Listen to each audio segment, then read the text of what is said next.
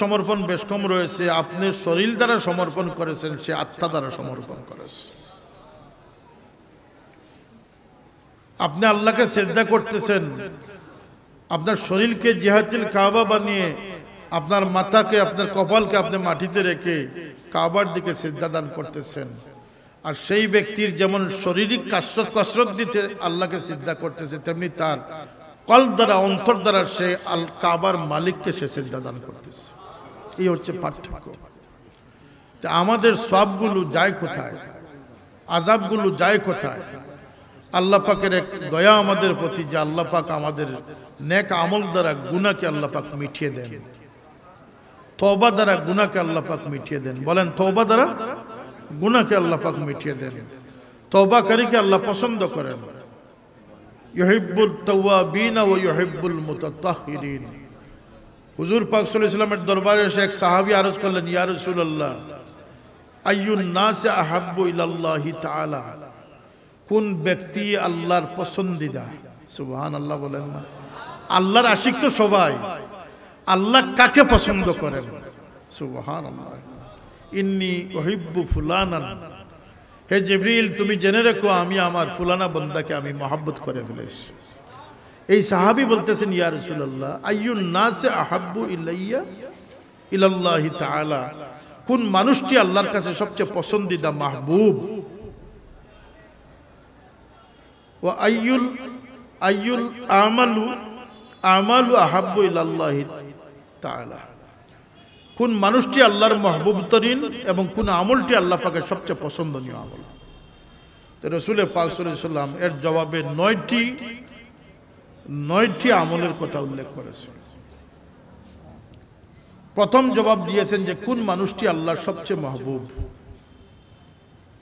শুনবেন, এই জগতে আল্লাহর সবচেয়ে প্রিয় পাত্র কোন মানুষ? শুনবেন আপনারা। 1 নম্বর হচ্ছে ওই মানুষটি যে অন্যের জন্য যে নফা পৌঁছায়, যে মানুষের জন্য, আল্লাহর সৃষ্টির জন্য উপকার পৌঁছায়, নফা পৌঁছায়। এটি যে যত বেশি পৌঁছাবে আল্লাহ পাকের তত বেশি মাহবুব বান্দা এসে পরিণত হবে। এবং এটা গড় থেকে শুরু হবে। আমরা মনে করি, এবং অনেক মানুষের টেন্ডেন্সি রয়েছে যে আমার গড়কে সে বদার করে না, সে বাইরে বড় ভালো মানুষ, দাতা, সখী, আত্মীয় স্বজনকেও সে দিতে চায় না। সে ওই দূর অন্য ইউনিয়নে গিয়ে, অন্য থানায় গিয়ে বিতরণ করে। এটা কবুলযোগ্য সদকা নয়, এটা কবুলযোগ্য ভালো আচরণ নয়। ভালো আচরণ হচ্ছে যেটি নিজের পরিবার, স্ত্রী, সন্তান থেকে শুরু হয়েছে। এটি সঠিক খরচপাতি, আল্লাহর রাস্তায় খরচ করা, যেটি আপনার বিবি বাচ্চা থেকে শুরু হয়েছে। এই জন্য হাদিস শরীফে আল্লাহ রাসূল সাল্লাল্লাহু আলাইহি ওয়াসাল্লাম যত খায়রুকুম বলেছেন, তোমাদের মধ্যে উত্তম বলেছেন, খিয়ারুকুম বলেছেন, সবগুলোই দেখবেন যে আল্লাহর হাবিব সাল্লাল্লাহু আলাইহি ওয়াসাল্লাম পরিপার্শ্বিকতাকে গুরুত্ব দিয়েছেন। খায়রুকুম লিআহলি, তোমাদের মধ্যে শ্রেষ্ঠ সেই মানুষ যে তার পরিবারের কাছে শ্রেষ্ঠ, ভালো, যে তার স্ত্রীর কাছে ভালো। খায়রুকুম লিসাহিবিহি, তোমাদের মধ্যে সেই উত্তম মানুষ যে তার বন্ধুর কাছে ভালো মানুষ।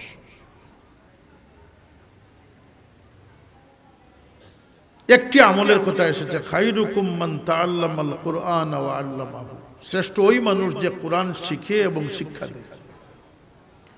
অথচ দেখেন, খায়রুন নাসে মান ইয়ানফাউন নাস, মানুষের মধ্যে সেই সেরা যে মানুষকে উপকার, নফা পৌঁছায়। কথা বলেন, যে মানুষকে সাহায্য করে। এবং এই সাহায্য হতে পারে, সহযোগিতা হতে পারে, সে সম্পদ দ্বারা, অর্থ খরচ করে সে সহযোগিতা করতে পারে, তার আকল বুদ্ধি দ্বারা একটি সুপরামর্শ দিয়ে তাকে সাহায্য করতে পারে। কথা বলেন, তার ইলম দ্বারা, তার আকল দ্বারা, তার বুদ্ধি দ্বারা সে একটি সুপরামর্শ দিয়ে তাকে লাভবান করতে পারে। সুতরাং যে আল্লাহর সৃষ্টির প্রতি, বিশেষ করে মানুষ সমাজের প্রতি তার উদারতার হাত বাড়িয়ে দেয়, সহযোগিতার হাত বাড়িয়ে দেয়, আল্লাহর হাবিব সাল্লাল্লাহু আলাইহি ওয়াসাল্লাম বলতেছেন যে আল্লাহর কাছে সবচেয়ে মাহবুব তরিন ব্যক্তি হচ্ছে সেই ব্যক্তি দ্বিতীয়ত হচ্ছে যে কোন আমলটি আল্লাহর কাছে সবচেয়ে পছন্দিদা। এর জবাবে আল্লাহ নবী সাল্লাল্লাহু আলাইহি ওয়াসাল্লাম 9টি আমলের কথা বলেছে। কয়টি আমলের কথা? আমার পুরো হাদিসটি মুখস্থ নেই। এর মধ্যে একটি হচ্ছে, এখানে বলা হয়েছে যে মানুষকে নফা দেয়, মানুষকে লাভ করে দেয়, লাভবান করে দেয়। হাদিসটি পরিষ্কার হয়েছে আপনাদের কাছে।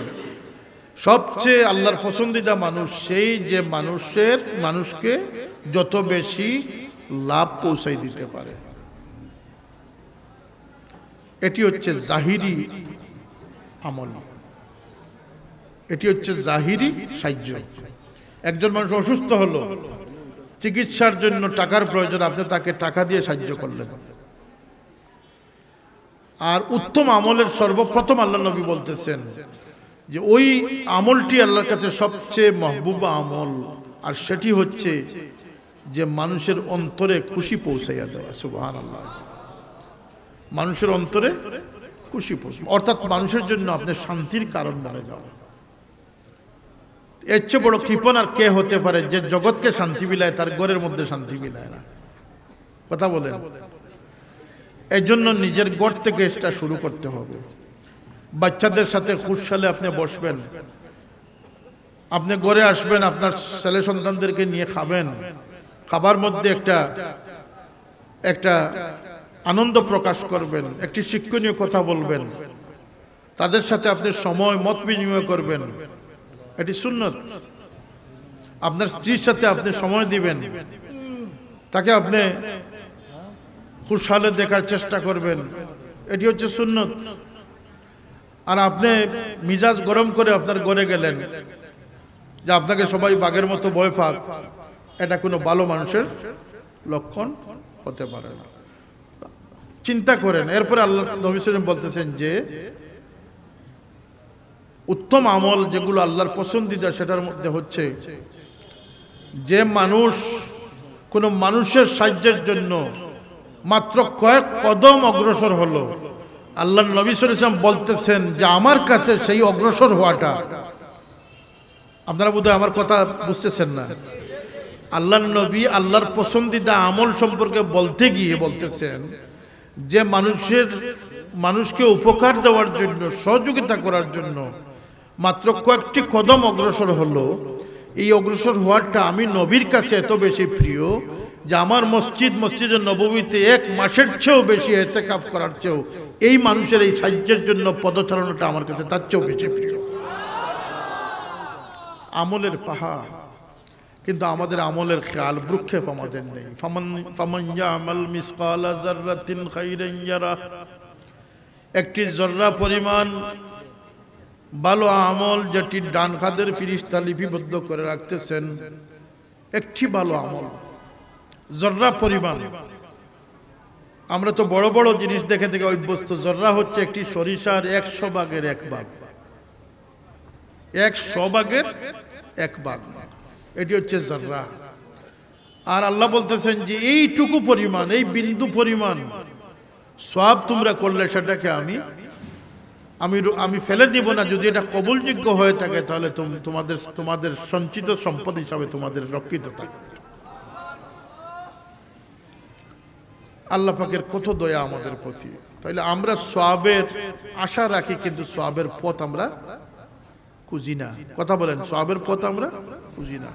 উপরন্তু আমরা আমাদেরকে ক্ষতিগ্রস্ত করার জন্য আমরা আমাদের চরিত্রকে অত্যন্ত গণ্ডির ভিতরে নিয়ে এসেছি। আজকের দিনে যেমন আমাদের লোডশেডিং এর অভাব নেই, এখন আর বলতে পারবেন না যে লোডশেডিং হচ্ছে।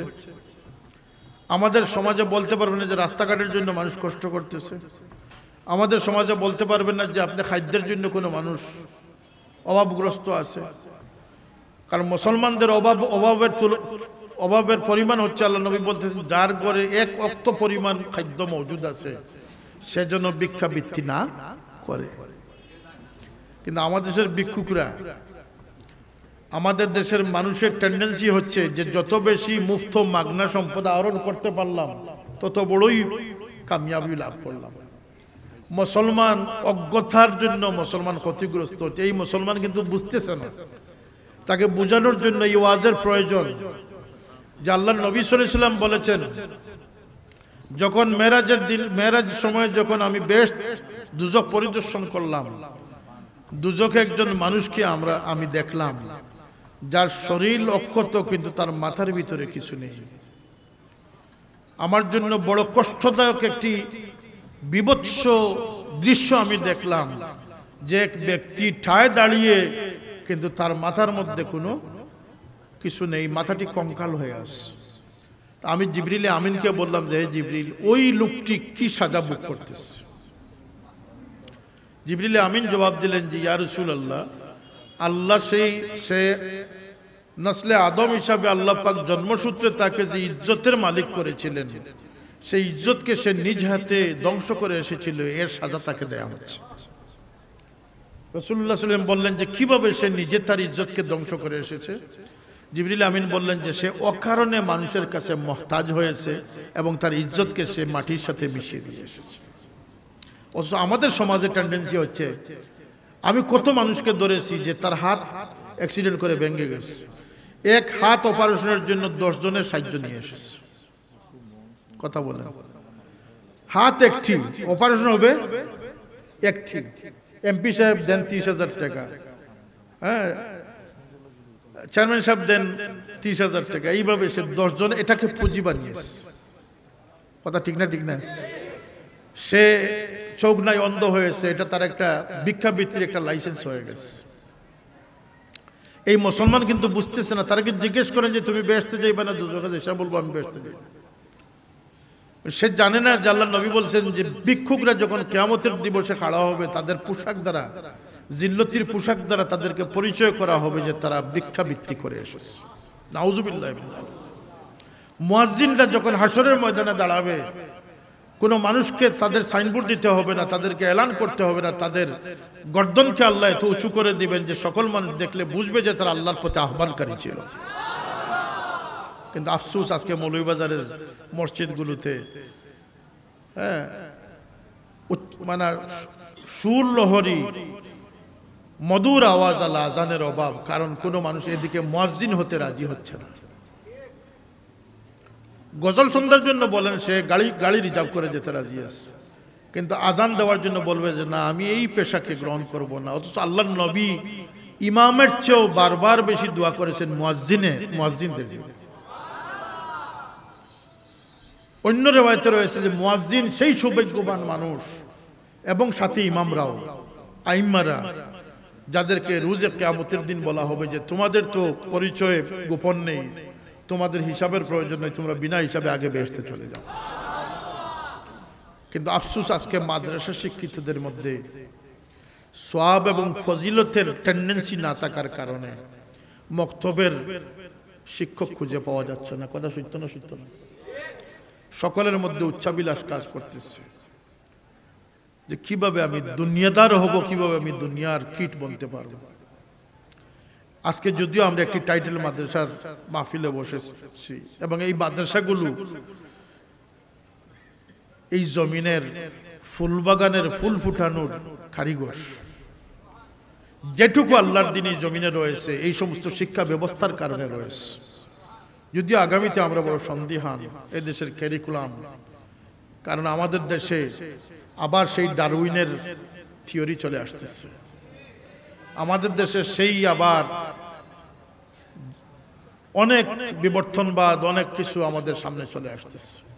শুকুর আল্লাহর, আমরা গর্বিত অনেক জিনিস নিয়ে, যে আজকে আমরা হযরত সাইফুল্লাহ রহমতুল্লাহ আলাইহিকে পেয়েছিলাম, তার সনদ নিয়ে আমরা গর্বিত। আমরাও গর্বিত আমাদের সনদ রাসূলের পাক সাল্লাল্লাহু আলাইহি ওয়াসাল্লাম পর্যন্ত পৌঁছেছে।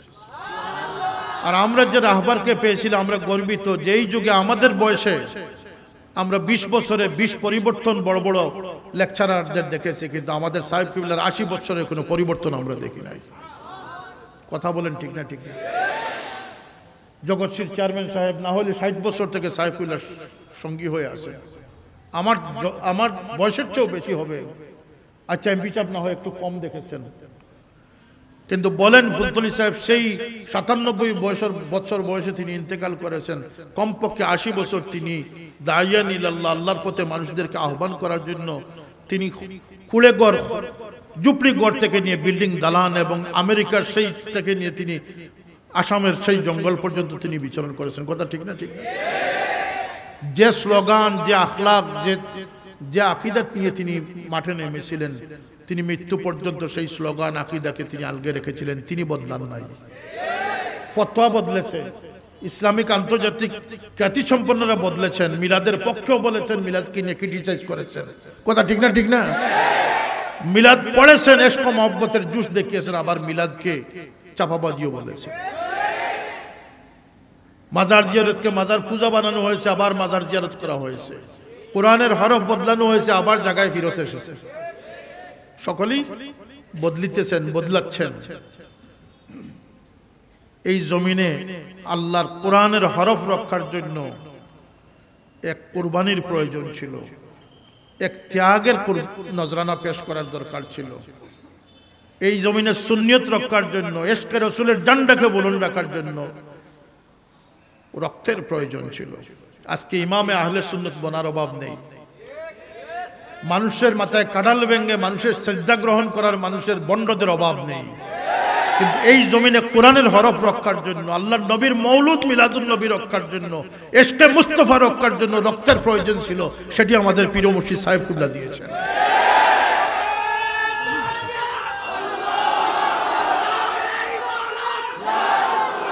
এই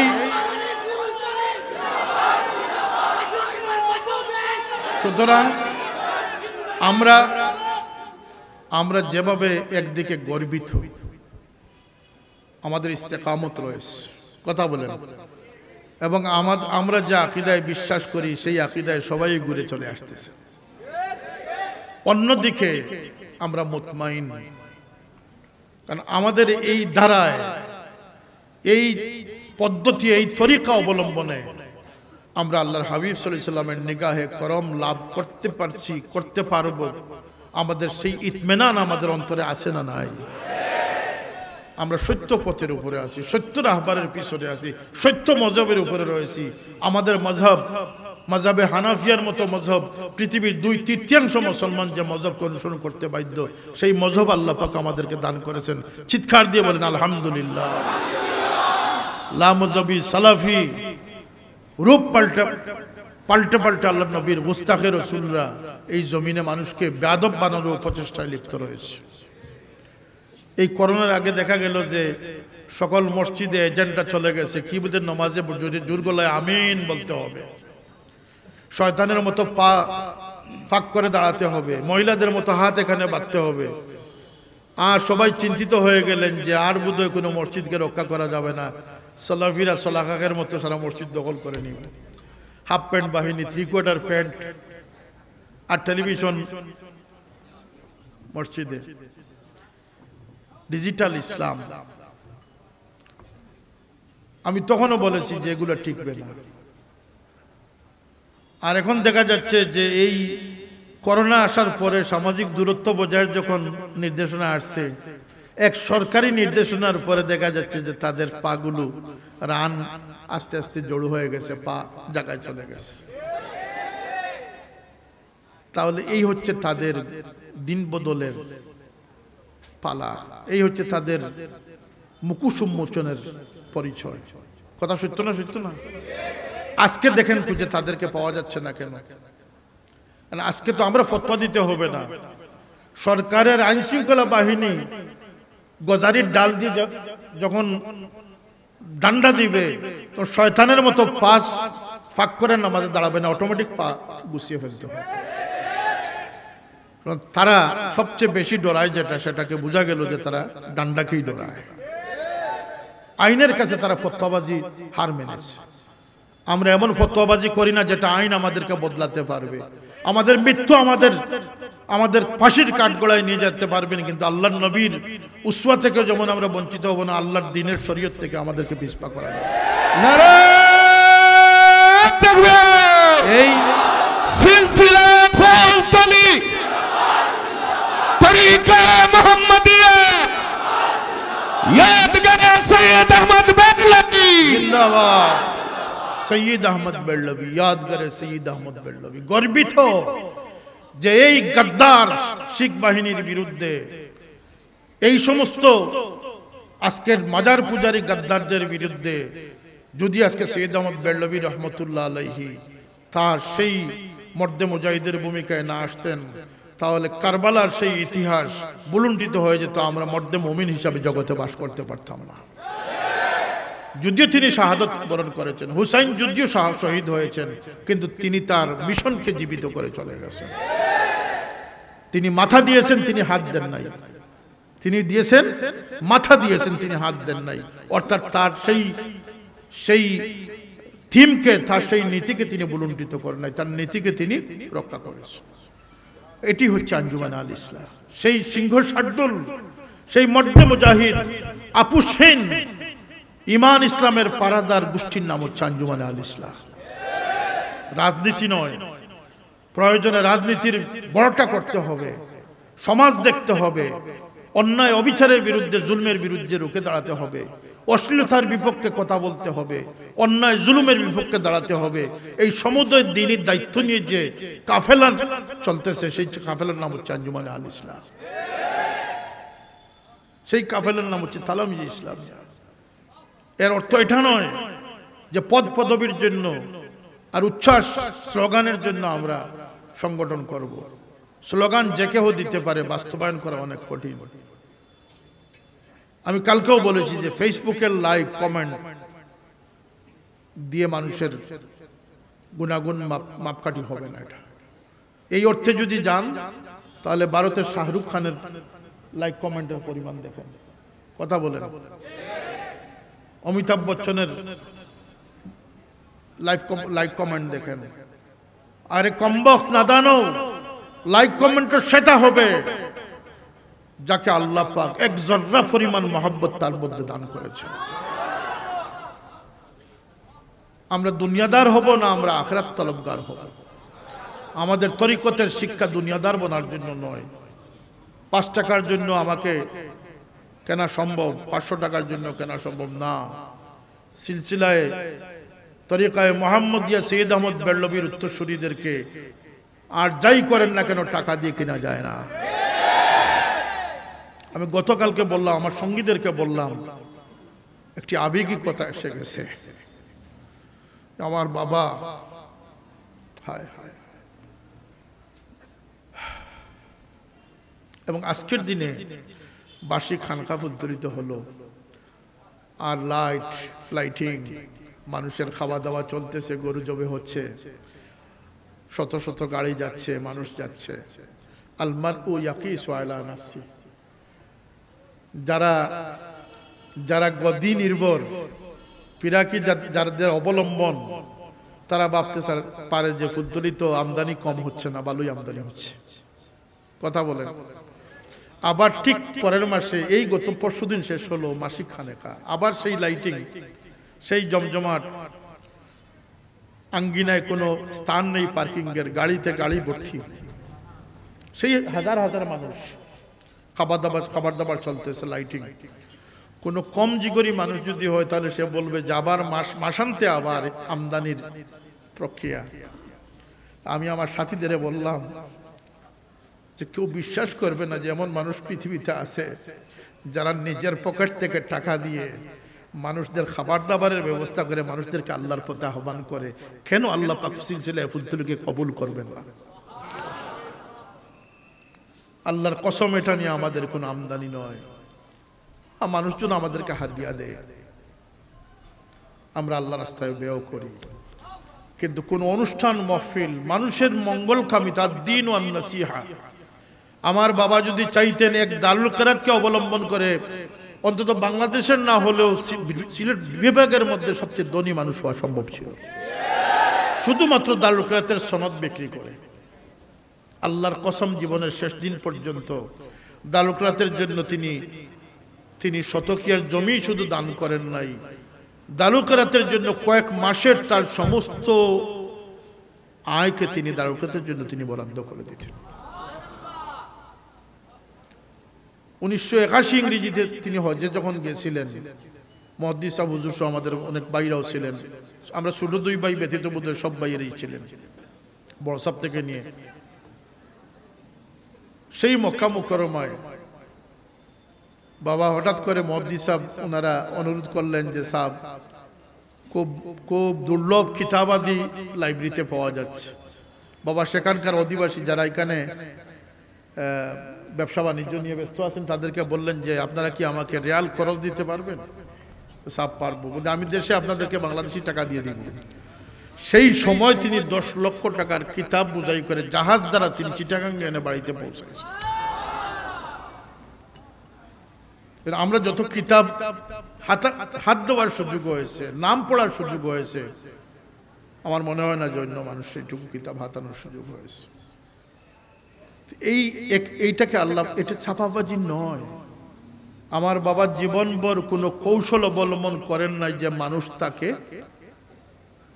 তার প্রতি আসক্ত হোক বা মানুষ তার কাছে আসক্ত। ইউসুফ শরীফ সাহেব লিখেছেন যে মানুষই সঙ্গত কারণে তারই প্রয়োজনে সাহেবুল্লাহর কাছে যেত,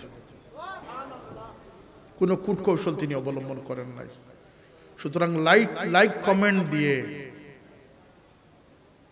যদি গ্রহণযোগ্য মানুষ, সম্মানী মানুষ হওয়া যেত, তাহলে অনেক এদেশের অনেক ফুটবলাররা, অনেক ক্রিকেটাররা আল্লাহর মাহবুব বান্দায় পরিণত হয়ে যেত। কথা ঠিক না? ঠিক না? সেই প্রত্যাশা রাখো যে আল্লাহ যদি এক জর্রা দর্দ কা ইয়া রব মেরে দিল মে তু ডাল, আল্লাহ যদি এক নিগাহে করম আপনাকে দান করে দেন, মদিনাওয়ালার নিগাহে করম যদি আপনার উপরে পড়ে যায়, আপনার মধ্যে বান্দার সিটা যদি এসে যায় আর উম্মতের সিটা যদি এসে যায়, তাহলে আপনার জীবন কামিয়াব ধন্য হয়ে যাবে। আমি বলার কারণ হচ্ছে যে হে আমার বাবার মুহিব্বিন মুরিদিন এবং যারা আল্লাহ নবীর আশিকান, আপনাদেরকে ভিন্ন পথ অবলম্বন করতে হবে, আপনাদেরকে ভিন্ন পরিচয় বহন করতে হবে। আপনারা যেন একাকার না হন। আল্লাহ নবী বলেছেন কিয়ামত ত্বরান্বিত হবে, ঘনিয়ে আসবে সেই সময় যখন আলিমরা টাকায় বিক্রি হবে, দুনিয়ার স্বার্থে মানুষ ইলম হাসিল করবে। আমরা প্রমাণ করতে হবে যে আমরা সালফে সালিহিনের আদর্শ আমাদের মধ্যে আছে। আমরা দুনিয়ার স্বার্থে আলিম হই নাই, আমরা আখিরাতের স্বার্থে আলিম হয়েছি। আর দুনিয়া নিতে চাইলে আল্লাহ দেন। ওমান কানা ইউরিদু হারসাদ দুনিয়া নুতিহি মিনহা, আমি অল্পই তাকে দেই। এটা আমার ক্ষতি করে না লাভ করে। ওমা লাহু ফিল আখিরাতি মিন নাসিব, যাকে আমি দুনিয়ায় দিয়ে দিলাম অল্প, তার জন্য আখিরাতের অংশ বাকি থাকে না। আমি গতকালকে বলেছি যে আল্লাহ নবীর এক সাহাবী আল্লাহ নবীর খেদমতে উপস্থিত, আল্লাহ নবীর সাহাবী আল্লাহ নবীকে বলতেছেন, ইয়া রাসূলুল্লাহ আপনি আমার জন্য বরকতের দোয়া করুন, যাতে আল্লাহ পাক আমাকে কুশাদা রিজিক দান করেন। আমার 7-8টা বকরি রয়েছে, আমার অভাব দূর হচ্ছে না, আপনি আমার জন্য বরকতের দোয়া করুন। আল্লাহ নবী বলেন যে আল্লাহ তুমি আমার ফুলানার জন্য তুমি বরকতের ওয়াসিয়ত দান করে দাও, তাকে কুশাদা রিজিকের বরকত দান করে দাও। নবীর দুয়ার পর দেখা গেল যে তার বকরি 7-8টা 10টা থেকে 100টা উত্তীর্ণ হয়ে গেছে। তখন একটা সমস্যা দেখা দিল যে তিনি মসজিদ নববীর পাশে যে ঘরে থাকতেন সেই ঘরে আর বকরিগুলো সংকুলন হচ্ছে না, জায়গা হচ্ছে না। তখন তিনি মসজিদ নববী থেকে দূরবর্তী একটি জায়গায় একটা শেড ক্রয় করলেন বা ভাড়া নিলেন, একটি ওয়্যার হাউস ভাড়া নিলেন বকরি রাখার জন্য, কারণ তার বকরি অতিক্রম করে ফেলেছে। তখন দেখা গেল যে প্রতি ওয়াক্ত প্রতি আজানের একামতে তিনি তাকবীরে উলার সাথে আল্লাহ নবীর পিছনে ইক্তেদা করতে পারতেছেন না, কারণ তার চুরের ভয় আছে, তার খতরা রয়েছে। তিনি করেন কি, তিনি প্রতি ফজরে এবং এশার সময় আল্লাহ নবীর পিছনে ইক্তেদা করেন, বাকি 3 ওয়াক্ত নামাজ তিনি একা করে আদায় করেন। তার জন্য 7 ছাগল ভালো ছিল না তার জন্য 100 ছাগল ভালো হলো? জবাব দেন। আল্লাহ নবীর নিগাহ থেকে তাকে বিরত করে নিল, তাকবীরে উলা থেকে, মসজিদ নববীর ফজিলত থেকে তাকে বঞ্চিত করে ফেলল, উপরন্তু তিনি সাহাবী। এরপরে আবার আল্লাহ নবীর দরবারে একদিন আল্লাহ নবীর সামনে সাক্ষাৎ হলো। বলেন ইয়া রাসূলুল্লাহ, আল্লাহ নবী বললেন তুমি কেমন আছো? বলছি ইয়া রাসূলুল্লাহ আল্লাহ বরকত দিয়েছেন, আরো বরকতের জন্য দোয়া করেন। তা আল্লাহ নবী আরো বললেন যে আয় আল্লাহ আমার অমুকের জন্য আপনি বরকতের দ্বার আরো খুলে দেন। এই সাহাবীর ছাগলের সংখ্যা তখন 100 থেকে 1000 উত্তীর্ণ হয়ে গেল। কততে উত্তীর্ণ হলো? তখন দেখা গেল যে জায়গাটা তিনি নিয়েছিলেন সেই জায়গায় আর সংকুলন হচ্ছে না, তার জন্য আরো বিশাল জায়গার প্রয়োজন।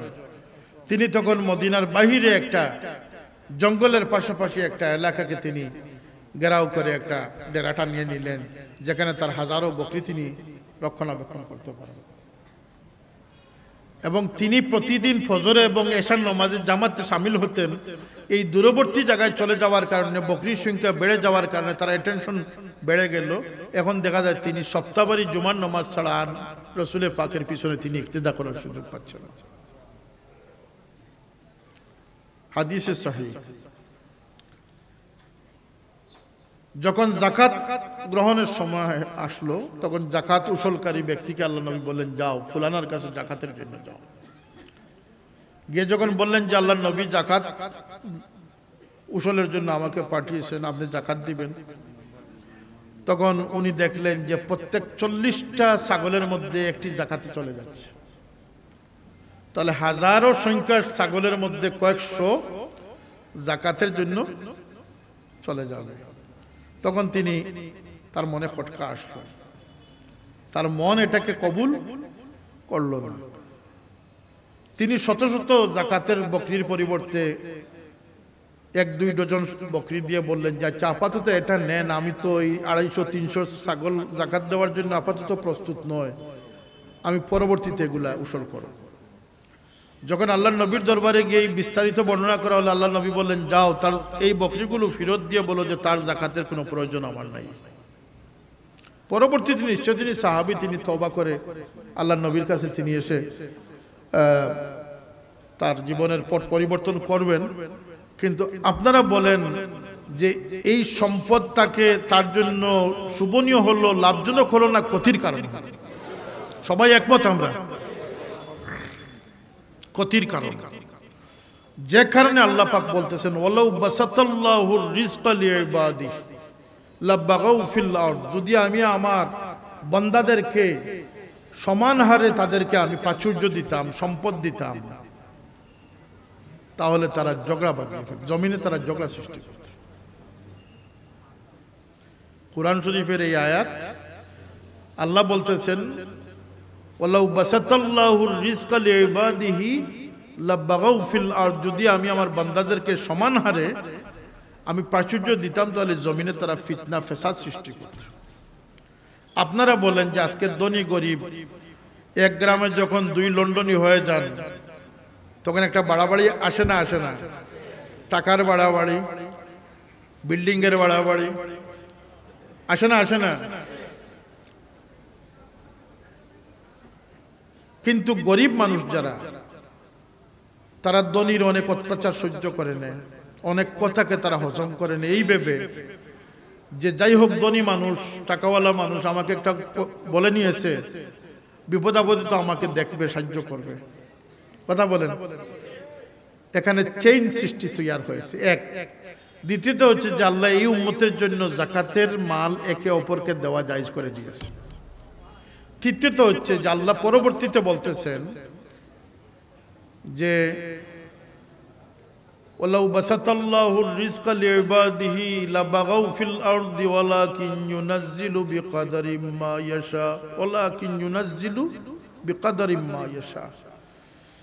আমি সমানভাবে দিলে তারা ফিতনা সৃষ্টি করে দিত, বরং আমি আমার পরিমাণেই, আমি বুঝে শুনেই তাদেরকে পরিমাণ নির্ণয় করে থাকি। সুবহানাল্লাহ। কেন? ইন্নাহু লাইবাদিহি খাবীরুম বাসীর, নিশ্চয় আল্লাহ তার বান্দাদের সম্পর্কে অবগত আছেন এবং বান্দাদের প্রতি তিনি দৃষ্টিপাত করতেছেন। সুবহানাল্লাহ। অর্থাৎ যদি সম্পদের নিয়ামত উপযুক্ততা যদি হারাইয়া ফেলে, তাহলে সম্পদশালী মানুষ প্রথমেই বলবে যে একটা ষাঁড়ের লড়াইয়ের আয়োজন করেন। কথা বলেন। হযরত মূসা আলাইহিস সালাম আল্লাহকে বলেছিলেন যে আল্লাহ, আপনি যে নারাজ হন এটার লক্ষণ আমি বুঝবো কিভাবে? আপনি খুশি আছেন না নারাজ আছেন সেটা আমি বুঝবো কিভাবে? আল্লাহ বললেন যে মূসা, 3টা পরিচয়। যখন তুমি দেখবে যে অসময়ে বৃষ্টি আসছে, বুঝবা যে আমি নারাজ হয়ে আসছি। যখন তুমি দেখবা যে বখিলের হাতে সম্পদ রয়েছে, তখন তুমি বুঝে নিও যে আমি নারাজ। যখন তুমি দেখবা যে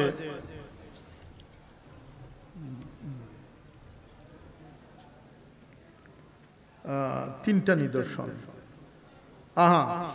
যখন তুমি দেখবা যে বেওকুফের হাতে ক্ষমতা অর্পণ হয়েছে, তিনটা লক্ষণ: অসময় বৃষ্টি, বকিলের হাতে সম্পদ, আর অযোগ্য পাত্রে নেতৃত্ব। বেওকুফের হাতে নেতৃত্ব। আল্লাহ আপনার রাজি যে সেটা কিভাবে বুঝবো বলতে ওই তিনটি। সময় উপযোগী বৃষ্টি দেখলে বুঝে নিও যে আমি আল্লাহ সন্তুষ্ট রয়েছি। সখীর হাতে সম্পদ দেখলে তুমি বুঝে নিও যে আমি রাজি রয়েছি, খুশি রয়েছি। আর আকলমন্দের হাতে হুকুমত দেখলে, ক্ষমতা দেখলে তুমি বুঝে নিও যে আমি সন্তুষ্ট রয়েছি।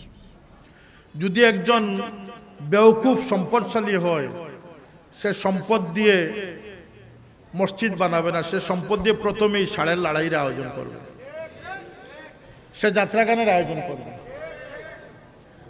এই সম্পদ তার জন্য কাল হবে, যেমন কারুনের জন্য হয়েছিল। কথা বলেন, যেমন কারুনের জন্য হয়েছিল। সুতরাং সম্পদ চাপাবাজি করে, সম্মান চাপাবাজি করে জোরপূর্বক সম্মান এবং সম্পদ নিলে এই সম্পদ এবং সম্মান আপনার মৃত্যুর কারণ নয়, আপনাকে জলিল এবং বেইজ্জত করার কারণ হয়। এই হুঁশিয়ারিটা আমি বলে গেলাম। আপনারা দেখেন প্রেসিডেন্ট ট্রাম্প, যিনি 4 বছরের জন্য ওয়ার্ল্ডের প্রেসিডেন্ট হয়েছিলেন, তিনি যদিও ইউনাইটেড স্টেট অফ আমেরিকার প্রেসিডেন্ট, কিন্তু দেখেছেন তার সাথীদের সাথে একটা বাক্স থাকতো। হ্যাঁ, একটা বটম দিলে আণবিক বিপর্যয় দিয়ে সারা বিশ্বকে তিনি উড়িয়ে দিতে পারেন। এত ক্ষমতাধর মানুষ, যার সাথে সবচেয়ে বড় প্রটোকল মেনটেন করা হচ্ছে, সিকিউরিটি ব্যবস্থা নিয়ন্ত্রণ করা হচ্ছে। পৃথিবীর কোনো মানুষ এত সুরক্ষিত, জাগতিকভাবে এত সুরক্ষিত নয় এবং এত ক্ষমতাধর নয়। যিনি জলে স্থলে সংগ্রাম করতে প্রস্তুত, যিনি গোটা বিশ্বকে আগুন লাগাতে সক্ষম, গোটা বিশ্বকে উত্তপ্ত করতে সক্ষম। কথা ঠিক না? ঠিক না? আমেরিকার প্রেসিডেন্ট 4 বছরের জন্য মসনদে বসেছিলেন। সে কি প্রাপ্তি, সে কি জৌলুস, সে কি ইজ্জত। বাংলাদেশের মাটিতে আমেরিকার প্রেসিডেন্ট আসার মতো কোনো ক্ষেত্রই তৈরি হচ্ছে না, কারণ তার সিকিউরিটি মানতেছে না এখানে তিনি আসবেন। চিন্তা করেন, তাকে খাবার দেওয়ার জন্য, তাকে রাখার জন্য সেই বাংলাদেশের সেই ক্ষেত্র নেই। 4 বছরের জন্য তিনি তার মেরাজ, তিনি ওয়ার্ল্ডের সবচেয়ে প্রভাবশালী, সবচেয়ে ক্ষমতাধর, সবচেয়ে নামী মানুষ, সম্মানী মানুষ। ভাই কয় বছরের জন্য? চাপাবাজির ইজ্জত মাত্র 4 বছরের। 4 বছর পরে তিনি যে গদি থেকে নামলেন, তার 4 বছরের ইজ্জত এক পাল্লায় রাখেন, আর তার যাওয়ার বেইজ্জতিটা এক পাল্লায় রাখেন। যারা জোরপূর্বক চাপাবাজি এবং আল্লাহর বিরুদ্ধে সম্মান অর্জন করে, তাদের জিল্লতির পরিণাম এটাই হয়। আমাদের দেশে অনেক নেতারা আছেন যারা মানুষের উপর থেকে জোর জবরদস্তি সম্মান আদায় করতে চায়। তারা মযহবগত মুসলমান, সুন্নি এবং আমাদের আকীদা, আমাদের সিলসিলাভুক্ত মানুষ, তাদেরকে এই বুদ্ধোদয় দিবেন, তাদেরকে এই সুশিক্ষা দিবেন যে ভাই, যদি তুমি আল্লাহর রাসূল, আল্লাহর নবী সাল্লাল্লাহু আলাইহি সাল্লাম কতটুকু মানুষকে সতর্ক করেছেন। এক হাদিসে রয়েছে যে আল্লাহ এবং আখিরাতে বিশ্বাস করে সে যেন তার জুতা মোজাকে জেড়ে ফেলে পড়ে। আর এখানে আল্লাহর হাবিব সাল্লাল্লাহু আলাইহি ওয়াসাল্লাম বলতেছেন যে ওই মানুষ পৃথিবীর সবচেয়ে নিকৃষ্টতম মানুষ, যে মানুষকে বয়ে ফেলে সম্মান আদায় করে। ও উকরিমার রাজুলে মাখাফাতা শার, এটা অন্য হাদিস, কিয়ামতের নিদর্শন। আমাদের মধ্যে আবার ভালো মানুষও আছে যারা তাদের আদর্শ দ্বারা মানুষের সম্মানকে তারা গ্রহণ করে। আমাদের এমপি সাহেব, আশা করি তিনি তো জোরজবস্তির সম্মান গ্রহণকারী নয়। যতদূর আমি জানি তিনি আগ জমানা থেকে তিনি মানুষের সাহায্যের জন্য মানুষের অন্তর জয় করেছেন, ভালোবাসা দিয়ে। আমি তাকে কিছু বলার জন্য আমি এখানে প্রস্তুত নয়। আমি একজন ভালো মানুষের কদরদানির জন্য এবং এই রেওয়াজ চালু হওয়ার জন্য আমি একটা শিক্ষণীয় কথা বলে গেলাম। কারণ ভালো মানুষ যে তার সাক্ষী মানুষের জবান থেকে চলে আসে। খারাপ মানুষের সেই সাক্ষীকে লুকিয়ে ছাপাবাজি করে রাখা যায়, কিন্তু একদিন না একদিন সেটা পরিষ্কার মানুষ জানতে পারে। কথা সত্য না সত্য? সুতরাং এত কিছুর পরে আমরা দুনিয়াদার হব না দিনদার হব? আমি তো কালকুলাউড়ার ওয়াজ জলসায় বলেছি, আবেগ প্রবণ হয়ে বলেছি যে আল্লাহ পাক মানুষকে কোনো কোনো বিপদ থেকে যে আল্লাহ বাঁচিয়ে রাখেন তার দয়া দ্বারা, তার দয়া দ্বারা। কারণ মুমিনের সকল দোয়া আল্লাহর কাছে কবুলযোগ্য, বলেন সুবহানাল্লাহ। হেন কোনো দোয়া নেই মুমিন যা করবে আল্লাহ তা রদ করবেন। বাস্তবায়নের প্রক্রিয়ার মধ্যে তিনটি ধরন রয়েছে। এক দোয়া হচ্ছে সাথে সাথে বাস্তবায়ন করবেন। আল্লাহ আমাকে সন্তান দেও, আল্লাহ সন্তান দিয়ে দিলেন। আল্লাহ আমাকে তো আপনি আমাকে বিদেশের ভিসা দান করেন, আল্লাহ পরিবর্তে ব্যবসা দান করে দিলেন, নিয়মাল বদল দিয়ে দিলেন। আর যাকে কিছুই দিলেন না তার জন্য আখিরাতে তার জন্য নিয়ামতের ভান্ডার রেখে দিলেন। সুবহানাল্লাহ। তিনভাবে দোয়া কবুল হয়। আল্লাহ পাক মানুষকে সাহায্য করেন এই জন্য যে আল্লাহ পাক আলিমুল গায়ব, আল্লাহ সমস্ত কিছুর ভবিষ্যৎ সম্পর্কে অবগত আছেন। এমনকি ইয়ালামু মাহফিল আরহাম, আল্লাহ শুধু মানুষের সুশীল সমাজের, জাগ্রত সমাজের, শিক্ষিত সমাজের মায়েদের পেটের খবর জানেন না, সমাজের বঞ্চিত মানুষের পেটের খবরও জানেন, বলেন সুবহানাল্লাহ। শুধু মানুষের জানেন না, পশু জীবজন্তু সকলের, পানির উপরের নিচের সকলের গর্ভে যা আছে সবকিছুর খবর আল্লাহ পাক জানেন। সেই আল্লাহর হুকুম মতো আমরা ইমানদার হব। এখানে একটি প্রশ্ন আছে যে আমরা তো ইমানদার হয়ে গেছি, বলতে না, আমরা ইমানদার এখনো হতে পারি নাই। হ্যাঁ, মুসলমানের দায়রায় চলে এসেছি, সাইনবোর্ডের অন্তর্ভুক্ত হয়ে গেছি। ইমানদার হতে হলে আমাদের ইমানকে অন্তরের সাথে সম্পৃক্ত করতে হবে। আমাদের জবানের সাক্ষী আমাদের অন্তরকে দিয়ে দেওয়াতে হবে। কথা বোঝা গেছে? ইকরার বিল লিসান, তাসদীক বিল জানান। লিমা তাকুলুনা মা লা তাফআলুন, তোমরা এটা কেন বলো যেটা তোমরা করো না? এর কারণ হচ্ছে যে তোমার মন যেটাকে গ্রহণ করে নাই সেটা প্রকৃত অর্থে তোমাকে পরিবর্তন করতে পারবে না। এই জন্য ইমানদার হতে হলে আল্লাহ নবীর সাজেশন আমাদেরকে গ্রহণ করতে হবে, কোরআনে পাকের সাজেশন গ্রহণ করতে হবে। আমি সেদিকে যাচ্ছি না, সময় লম্বা হয়ে যাবে। আমাদের সওয়াবের প্রয়োজন আছে। সওয়াব সেই মানুষের সঞ্চিত হবে যে ইমানদার হয়েছে। কথা বলেন, সওয়াব তার জন্য হবে যে ইমানদার হয়েছে। ইমান না থাকিলে আমলের কোনো মূল্য। একবার সমস্যারে আমরা বলি ইমান না থাকিলে আমলের। আমাদেরকে সচ্চা ইমানদার হতে হবে, আমাদেরকে সচ্চা ইমানদার। আমি সুন্নিয়তের কথা কম বলি, আমি আমার বয়ানে সুন্নিয়তের তাকবীর কম দেওয়াই। সুন্নিয়ত আমাদের জন্য বড় নেয়ামত। যদি আমরা সুন্নি বলতে না পারি তাহলে আমরা জান্নাতি দলের অন্তর্ভুক্ত হতে পারবো না। মা আনা আলাইহি ওয়া আসহাবির এই যে এক দল, বেহেশতি আর 72 দল হচ্ছে দুজখী, সেই এক দলের নাম হচ্ছে আহলে সুন্নাত ওয়াল জামাত। কিন্তু সেটা সেই মাজার পূজার নয়, মানুষকে সিজদা করার সুন্নিয়ত নয়। সেই সুন্নিয়ত হচ্ছে সাহাবায়ে কেরাম আল্লাহর নবীর সেই দেখে যাওয়া সুন্নত, এবং সেই সুন্নত আমাদের জন্য খুবই প্রয়োজন। কিন্তু আমি দেখতেছি সুন্নত কাদের জন্য? আহলে সুন্নাত জামাত তো তাদের জন্য যারা মানুষ হয়েছে, যারা মুসলমান হয়েছে, যারা মুমিন হয়েছে, তাদেরকে সুন্নি হওয়া সার্থক। আমি সুন্নিয়তের ওয়াজ কম করি, কারণ আমার বাবা পূর্ববর্তী বুজুর্গানে কেরামরা আমাদেরকে যে ওয়াজ করতেন আজকের দিনে সেই ওয়াজ কার্যকর নয়। কেন কার্যকর নয়? আগের যুগের ওয়াজ ছিল বাবারা নামাজ 5 ওয়াক্ত পড়ো, হালাল রোজগার খাও, মা বাবাকে সন্তুষ্ট রাখো, কোরআন শরীফ তিলাওয়াত করো, সদকা খয়রাত করো। এগুলো ছিল তো আগের জমানার ওয়াজ। তখন মানুষও ছিল, মুসলমান ছিল, মুমিন ছিল, তাদেরকে গাইডলাইন ছিল সেই ওয়াজগুলো। আজকের দিনে সেই মোবাইলের যুগ, সেই ফেস্টিভ্যালের যুগ, সেই সেলফির যুগ, সেই যুগে মানুষকে মনুষ্যত্বের কাছে টানিয়ে রাখাটা হচ্ছে সবচেয়ে বড় ওয়াজ।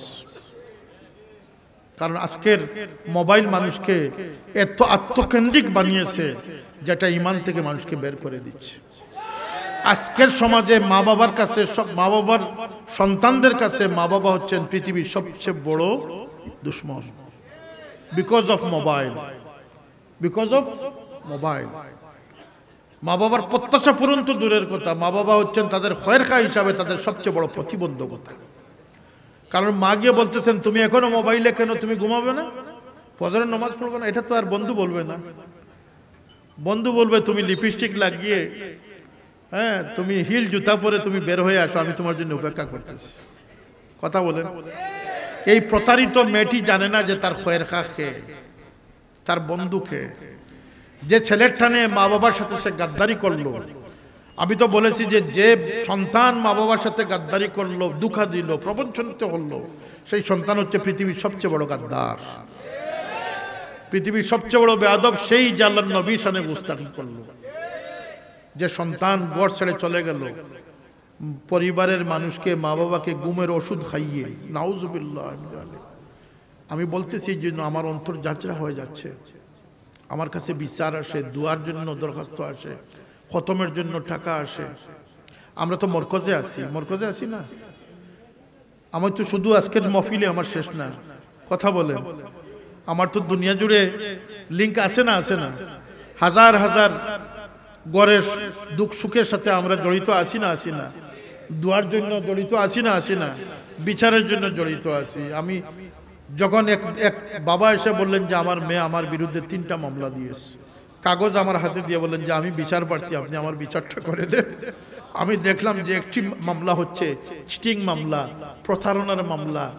হ্যাঁ, জন্মসূত্রে সন্তান হয়ে, ঔরসজাত সন্তান হয়ে তার বাবার বিরুদ্ধে ছেলে নয় মেয়ে মামলা করেছে, প্রতারণার মামলা। এই বিচারও আমাদের দেখতে হচ্ছে। সুতরাং যে মেয়েটা মা বাবাকে গুমের ওষুধ খাইয়ে দরজার গ্রিল খুলে এক বন্ধুর সাথে চলে গেল, ফেসবুকের বন্ধুর সাথে,